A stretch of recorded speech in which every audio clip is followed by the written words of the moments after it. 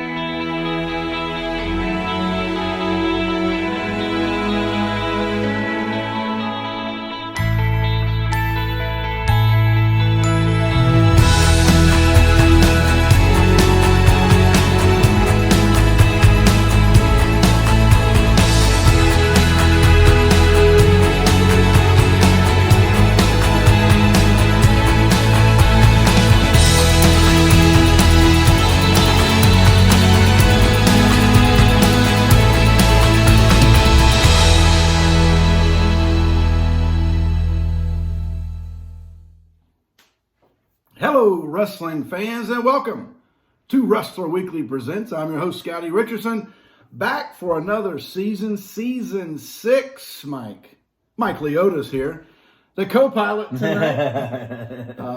Season 6. Thanks, Mike, for filling in last week. I was on the court yelling at some kids. So it's basketball season. We're here in November, and the practices are over. It's time to play games. Yeah. So here we are, episode 4. Hopefully you enjoyed Mike last week. Mike, the unboxing. Yes. I mean, that was pretty phenomenal, huh? It was a really cool feeling to get something that means something to you and to be able to share it with other folks. Right. It was pretty cool to get those and hold those in person. Well, I'm glad you said that, because later, a couple weeks from now, we're actually going to go back to 3rd grade. Yes. We're going to have a show and tell time. But today, our episode today, I'm just so fired up and excited about it because it is the first. Yes. The first. And everyone remembers their first time. We're not going to we're not going on. We're not talking about that today. That's a different show. Yes. But today it's about the first, and looking at the first in wrestling, whether it's magazines or events or wrestling matches or in those matches in arenas. We're going to hit you with a lot of that. If you follow us on social media, hopefully you do, but it's at Wrestler Weekly, Twitter, Facebook, Instagram. Subscribe on YouTube, our YouTube channel, so you can get the alerts for every Wednesday night at 7 p.m. for the next episode.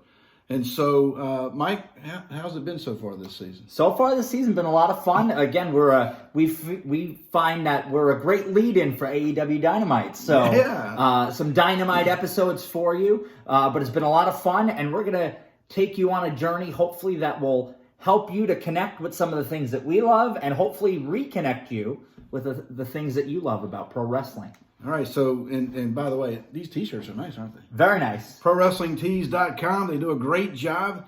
They can have it to you. You can pick out different colors, long sleeve, short sleeve, tank tops, you name it.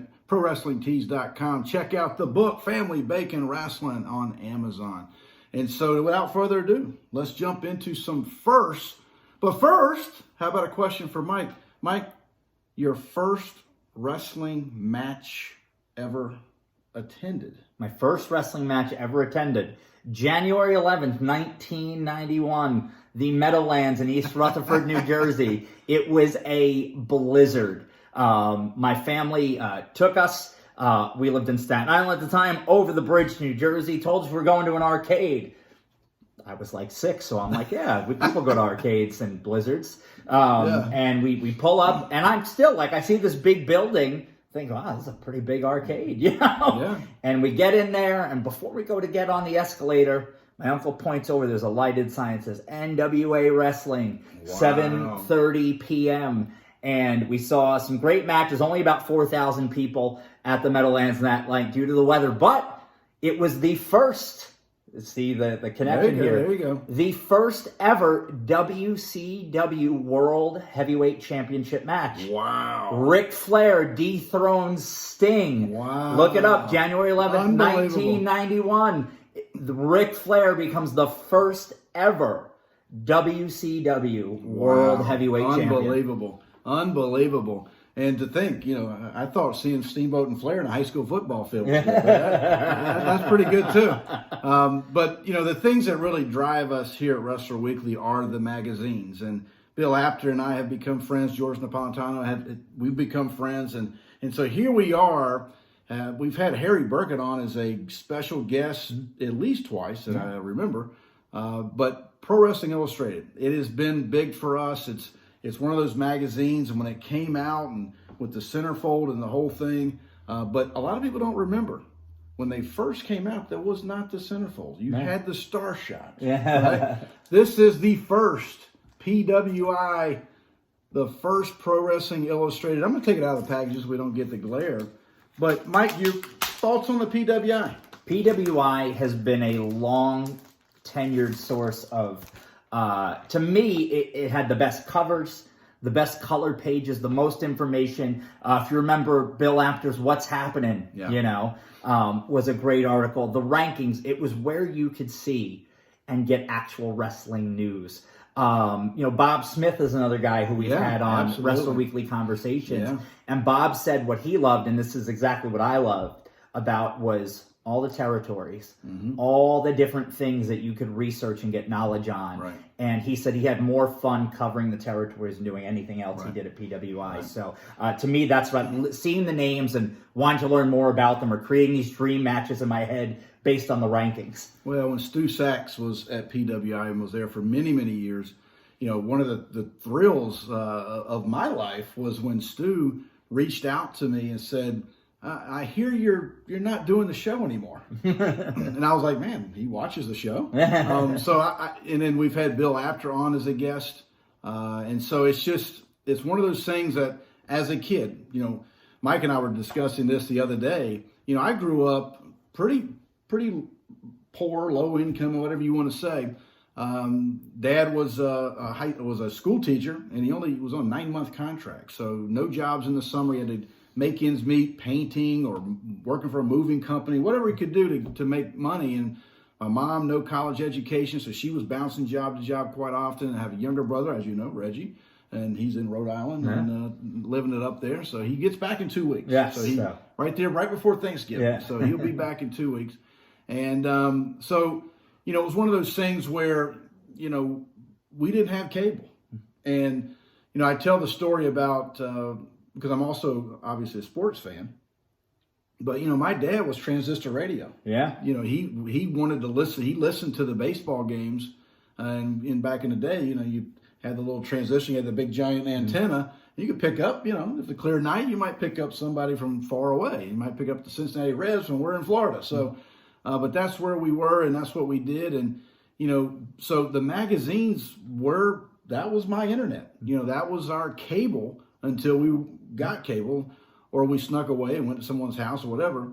But the way that Reggie and I heard about wrestling was on the school bus. We heard other kids talking about it, so then we would ask and those kinds of things. But the magazines were the thing. And there's that famous photo now that Wrestler Weekly famous, I should say, of Reggie and I on Christmas morning. Yeah. We've got the wrestling mags, and that was our Christmas gifts. And, Easter was always, we would get baseball cards and wrestling mags for Easter in the basket, along with some candy. But Pro Wrestling Illustrated, this is the first one. I'm sure that we've you hardcore Wrestler Weekly fans have seen this one before. Reggie, who actually has this signed by both Dusty Rhodes and Mil Masters. We've posted it a few times.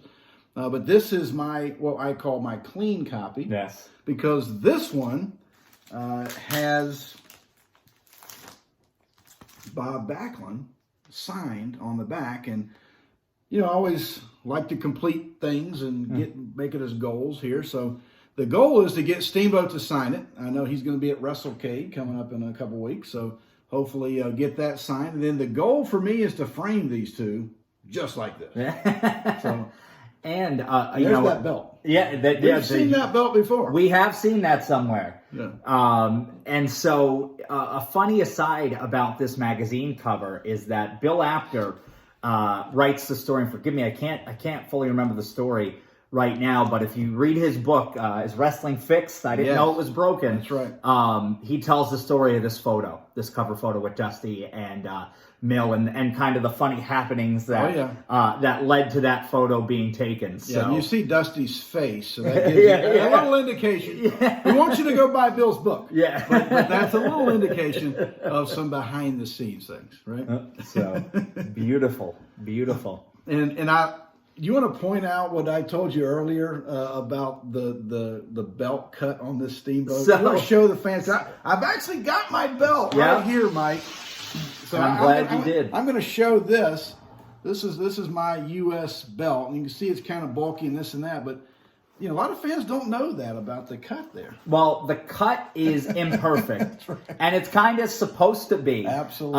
But the great thing about it is those are the things that make the belt stand out. Right. It's not this perfectly rounded or straight line. So you'd see guys holding it on TV and they wouldn't know how to hold it, or so that's why you see a lot of guys always wearing this particular belt around their waist. But it's great when Scottie had this made. He purposely said, "Hand cut this. I want it to be like the original." You know, and Dick Bourne from the Mid Atlantic Gateway, has been a big fan. He's seen Scottie's replica in person. And has complimented on it. And so it really is, I mean, that's one of the nicest belts I've ever seen in person. So, we're going to shout out to Chris. Yeah. So the belt maker. So that's right. Again, it's those things, and that's one of the things that drew Scottie in was the belts, right? The belts on the mags. And now I've got the Backlund belt. Now you got the that blue one there. Signed by Bob. And if you want to go into our archives on our YouTube channel, remember Operation Bob Backlund? Yes. Operation Bob Backlund, I actually went on a journey, and I took you with me. We filmed it all. I mean, we did the unboxing of the belt, and then literally the next morning, I got up way early, drove 3 hours from Raleigh to Charlotte, got to a fan fest, walked in, met Bob, got a picture with David Peck and Mike Parker, and Jeff Jewett, by the way. And got Bob to sign it. And then got back in the car and drove 3 hours and had to be somewhere else. So, but I filmed it all. So if you have not seen Operation Bob Backlund, you've got to watch that episode. So speaking of the mags, my favorite mag of all time is Inside Wrestling. And I was talking to my friend Bill Pavlik, and Bill's been a tremendous resource for all things Wrestler Weekly. But you have the first PWI, right? And now the first Inside Wrestling with the famous centerfold ratings. The official ratings. This is the very first magazine of Inside Wrestling, the very first with the official ratings, which is always my favorite. And here is the famous cover. And you see you have superstar Billy Graham here looking as only he can look. The great Mill Mascarists and some of his masks, and the man of 1,000 masks, right? Mill Mascarists. And here on the bottom, you see the legend, the living legend, Bruno Sammartino. That was my dad's favorite. In fact, Bruno Sammartino's autobiography was the first wrestling book and the first book I ever read cover to cover. Wow. Outside of, little things like that. Yeah, but it was my first book was The Boz. Yeah. Brian Bosworth. So. But you have legends here and 3 tremendous draws at that time. And really, Mill is at the height of his popularity here in the 70s. But the same could be said for Bruno and Graham too. Was really still on the way in. That's Times Square, is that? I believe Superstar Graham. Yes, he is in Times Square there. Yes. He loves that photo. He talks about it quite often, and he loves to post it himself. Yeah. He gets a big kick out of it. Speaking of New York City, yes, we're going to segue right into some first appearances at Madison Square Garden. Yes, and these are big. The first one we're gonna just kick them right in the teeth, right? Okay. One of my favorite songs, Bon Scott, AC/DC, will just kick you in the teeth, right? Yeah. And so here we go, David. This is for you, David Peck. David has seen this before, but this is a rookie card of Gino Hernandez, ungraded. David, I got to get it graded, but there's a young Gino, and why is that significant, Mike? Because this, Ken Patera on the cover, we're going back to March 7th of 1977. Look at that photo of Baron von Raschke. But way down on the card, Ken Patera's against Bruno Sammartino. That's the main event. But way down on the card, Johnny Rodz is going to break in his first appearance ever in Madison Square Garden, Gino Hernandez. And this was a big thing in the 70s and early 80s was the Gino took a tumble there. He did, yeah. Was stars from other territories coming in and working Madison Square Garden. Right. You've seen Ricky Steamboat and Jay Youngblood. You've seen all three Von Erich brothers, David, Kerry, and Kevin. Yeah. Ric Flair in 1976 against Pete Sanchez. Yeah, yeah. So Vern Gagne, Terry Funk. So many guys came through. But here Gino is young. Yeah. Gino had started out and got popular in the Detroit territory as a babyface. Held their version of the U.S. title, which is a similar belt to yours. But here's Gino Hernandez on the big stage. Johnny Rodz was generally a guy who could work and get a good match with guys coming in the Garden. Right. I know he gave Kevin Von Erich a little bit of a hard time there in 1980. But Johnny Rodz and Gino Hernandez had wrestled to a draw that night. But what a thrill to have Gorgeous Gino. So to see Gorgeous Gino in a WWF ring, might be something you never thought happened. Right. Or, so this is a really rare one. And to have the program is quite tremendous. Well, and it's funny you talk about Johnny Rodz because my great friend, Austin Idol, the Universal Heartthrob, has a wrestling school. Mm-hmm. And the Universal Wrestling College, right? Greenville, South Carolina. Well, when I was working with Tommy Wildfire Rich back in 2017, helping Tommy in his wrestling school, our head trainer was a guy by the name of Fuego. Yes, I remember Fuego. Well, Fuego was trained by Johnny Rodz. Yes. And Fuego, I was just with Fuego and Austin Idol at the wrestling school. And Fuego brought a group in and is kind of doing some things and some partnership. Fuego's still doing well down in Myrtle Beach, South Carolina. But just a lot of good connections here, connecting the dots. Moving over again to Madison Square Garden, my great friend Rock Rims, who's helped us with LA wrestling and a lot of Southern California stuff. Rock sent me this photo. This is Chavo Guerrero, and Rock said this is Chavo's in the backstage area. This is the first time Chavo had ever been in Madison Square Garden. Wow. And this is a rare photo, original rare photo of Chavo in Madison Square Garden. And it just so happens, Mike, that I've got the program. There you go. The program of America's heavyweight champion in his Garden debut. This happened November 22nd, 1976. And Chavo wrestled Rocky Tamayo. Rocky Tamayo. And here's a big thing, Chavo, and you got to remember, Bruno Sammartino was the main event on this card. Yeah.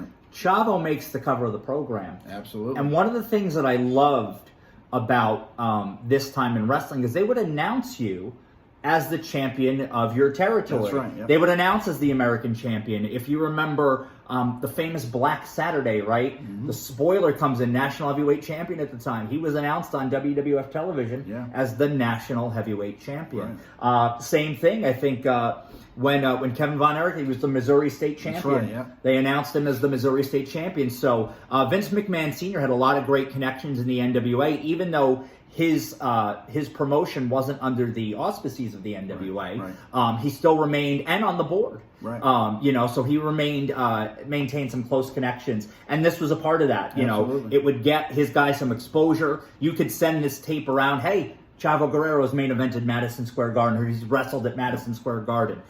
They probably would have embellished it back then and said he main evented it. Right. But Chavo was a worthy guy here. Well, and Chavo may have. He may have told you that he main evented it.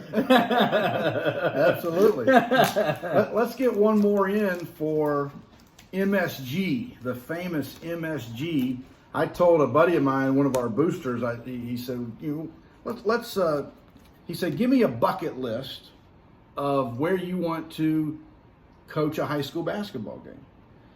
Because, I'm 27 years in the business. I'm not getting any younger. Mm-hmm. And so, I talked about the Hoosier Dome, mm-hmm. Because I have coached in Greensboro Coliseum, home of ACC tournament play, and Dean Smith, Coach K, legends in that locker room. I've been to the Hoosier Dome, actually, too. So Hoosier Dome, but obviously MSG or Pauley Pavilion, but certainly those would be on my bucket list to coach in. But here's an MSG. Bob Backlund, the All-American star, makes his Garden debut tonight, April 25th of 1977. And he is going to wrestle the Executioner #2. Great shot of Bruno on the back, by the way, with the belt. Yes. But here it is, Bob Backlund's debut, and the program is signed by Bob. Yes. One of the things you'll notice, too, is you open up and you look at the match card here, and you see Bob Backlund's font just as big as Bruno's, All-American star wrestler. If you've heard the story, Vince McMahon Sr. was very high on Bob Backlund and made a promise that he would make Bob Backlund his champion, his WWF World Champion.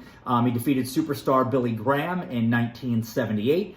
And one of the things about Bob is, unfortunately, history has not been so kind as some of the younger fans might only remember him in his heel role in the mid-90s, where he played a more eccentric kind of character, or the fact that he lost the title to the Iron Sheik. And Bob Backlund, by 1983, the fans were ready for something different. No disrespect to Bob, but everybody has the end of their run. Bob Backlund reigned for nearly 6 years, one of the best Worldwide Wrestling Federation champions, WWF champions, WWE champions of all time. Not only that, he was a Missouri State champion. He was a champion in Florida. So he was rising up. He was not a flash in the pan by any means. He was a long tenured. I mean, think about that. 6 years. You're not staying on top if you're not drawn. No, and this is a soapbox moment, as you know, for me, and we're not going to do that here. But I will tell you that I've had many conversations with Bob Backlund in person, and I've told him how great he was, and he, in return, told me how great that mentors that helped him along the way, such as Harley Race, or when it was belt versus belt with Nick Bockwinkel, in those moments. But no, make no mistake, Vince McMahon Sr., he wanted a Jack Briscoe type. And Bob Backlund was a great wrestler. He was an amateur champion, and so college champion. So he could really go. And so you just watch, I would talk to somebody, I said, go back and watch the matches and just close your eyes. I say this about a lot of matches, but just listen to the fans' reaction, the crowd, how much they loved him. Again, I like what you said about the history not being so kind, and it is true, unfortunately. Well, and here's the thing, and Bob's still in tremendous shape. A great guy, but go back, if you watch any Bob Backlund match, we talked about this earlier. It was the Wrestling Observer. It was the wrestling match of the year. Right. In the very early days of that publication, but 1980 Texas Death Match, champion Bob Backlund against, and I think he was the Intercontinental Champion at this time. Yes, he was. Ken Patera, who was also the Missouri State Champion at the same exact time. So Ken Patera was hot. In fact, Scottie wrote a great article, 1980, the year of Ken Patera. You can catch that on Medium. But Backlund and Patera, outstanding Texas Death Match in Madison Square Garden for the championship. It's a must-watch match. Well, and for you collectors, this morning, I hate to be the bearer of bad news, but I did capture a ticket stub of Bob Backlund and Greg Valentine with the title switch. So, there you go. One's off the books. Another one for the good guy. Yes. Let's move on because my producer, Jason Hawkins, is telling us to wrap it up. So we're working on it, Hawk. We're working on it. This is a first, and it actually says first right on it. This one, I don't even know how I got this. Yeah. I know my wife doesn't know how much I paid for it. Yeah. But man, look at the legends on the back of this. Yeah. Holy cow. All right, this is from 1959. The first ever program of the World League Japanese Professional Wrestling, and the legend, the man himself, Ricky Dozen. Ricky Dozen on this in this tournament, and again, the World League, it was a lot of times round robin, the leagues, and so it would last over a matter of weeks. You had Lord James Blears also in this as well, so it was a nice mix of international talent. Hence, you see all the flags and things like that. But if you look on the back here, you have some of the wrestlers right there. You know, that you can see, of course, Ricky Dozen right at the top, the legendary Ricky Dozen. So this is a great piece and a rare one. And again, the size again makes this a little bit rarer. But this actually has a signature in it from 1959. From 1959, which means I paid quite a bit. Yeah, Jesse Ortega, one of the wrestlers in the tournament, signed and dated this. So a pretty cool piece of history right there. So again, you know, it's just real neat to flip through things like this and touch things like this because they were originals. You know, might find it. I mean, Ricky Dozen may have signed it. Yeah, you never know. I mean, and but it's a Danny Plachis, Tarlock Sink. You know, Mr. Atomic, who I wasn't familiar with. There's Lord James Blears. But there's Lord James Blears. He would go on to work with All Japan Pro Wrestling, be a liaison and a close man for Giant Baba. Yeah. All right, we're going to stay in Japan. Now, I showed this one last season. We're going to bring it back for this season, but it is a first, and it's the first time the Road Warriors wrestled in Japan. Yes. This is the program 1985, The Exciting Wars, Road Warriors in Japan for the first time.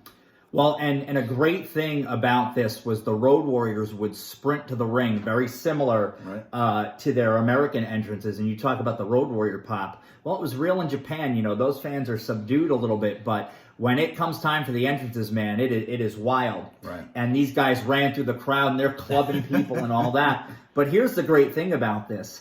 On this tour, Road Warrior Animal press slams Killer Khan. 300+ pound Killer Khan like he's a feather. You know? And so, and you talk about, you know, firsts and things like that. I mean, the Road Warriors took Japan by storm. Oh, yeah. Never seen anything like it. No. You know, which is really incredible. And again, how photogenic are the Road Warriors? Oh, man. Just to me, the best covers were the Road Warriors. Absolutely. All right, we're going to end with everybody that I know. I'm not going to say everyone in general, but everyone I know loves Valentine and Flair. Yes. Valentine and Flair. And we're going to actually have an all Greg Valentine episode coming up later this season. That'll be interesting for you. But speaking of Greg, his very first cover, the very first time Greg Valentine was ever on a cover, because we're going to get Ric Flair next. And this thing's in good shape, Mike. Yeah. This is the Wrestling Monthly, December of '72.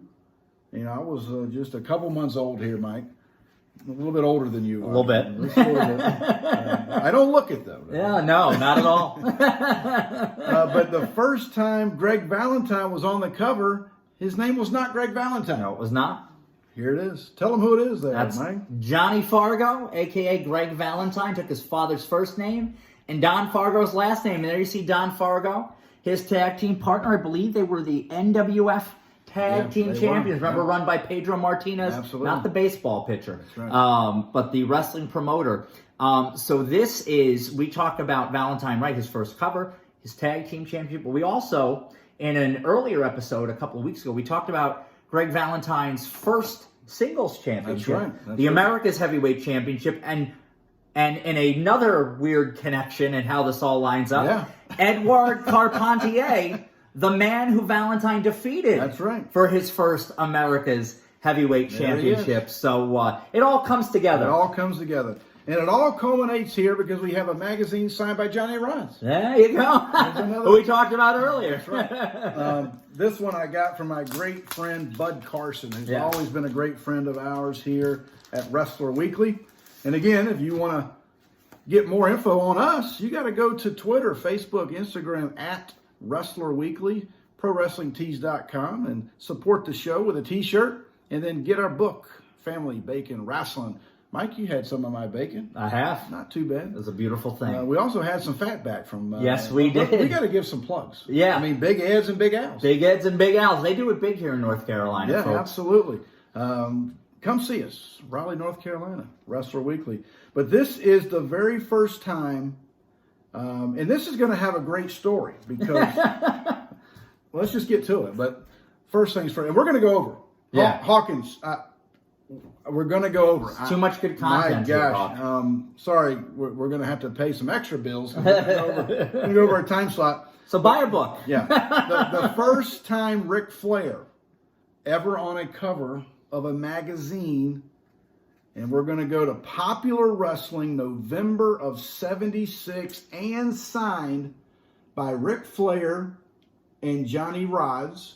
And as Mike pointed out, you want to give the story? Well, I'll point out two things here. Number one, you can see Ric Flair here. This is the aforementioned match with Pete Sanchez at Madison Square Garden, where this is from. But there's a certificate of authenticity here that says Ric Flair, Johnny Rodz, who you see here, and Terry Funk. And Scottie goes, where'd Terry Funk sign on here?